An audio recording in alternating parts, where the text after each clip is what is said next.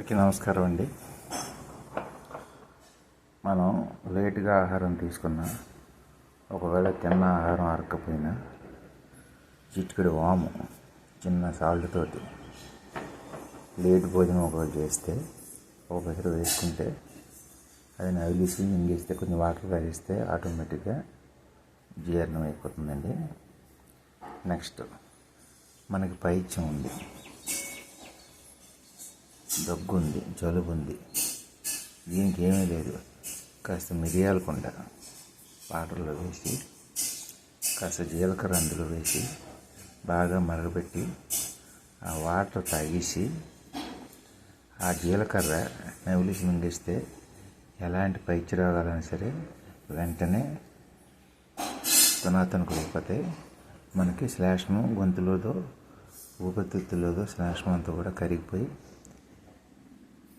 ఆరోగ్యంగా ఊపిరి పీల్చుకోవడానికి మనిషి హాయిగా జీవించడానికి ఉపయోగపడుతుందండి. Thank you very much.